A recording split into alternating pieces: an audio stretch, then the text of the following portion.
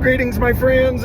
This week we've been looking at how Jesus can take the smallest thing or the smallest person and do something great with them. Well, I think about the 12 apostles that Jesus chose. Now, most of them, at least 7, maybe more, were fishermen.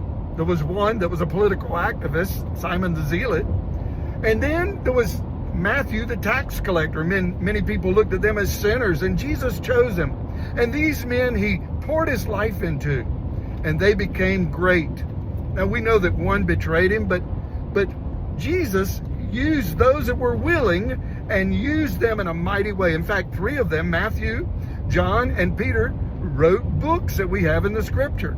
But the others were all obedient to the command to go and preach and teach and reach the world. Give the good news about Jesus. Well, friends, I want to tell you today that he can do the same with you and I. If we will just be willing to be obedient to go, if we will just be in his presence, because you see, that's what made the difference, is being in his presence. I look at the book of Acts, and there's one place where it said the religious officials said, recognize that these men had been with Jesus. Do people recognize that you've been with Jesus?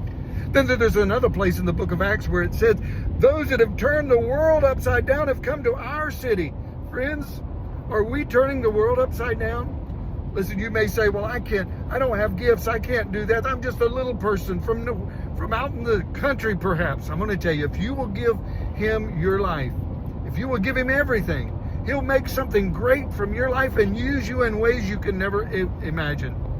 When my children were little, one of my daughters, she sang a song. It said, I will give him all.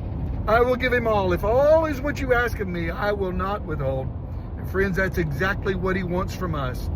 No matter how little, no matter how few gifts we may have, if we will give him everything, he will do great and mighty works that we cannot even imagine through our life.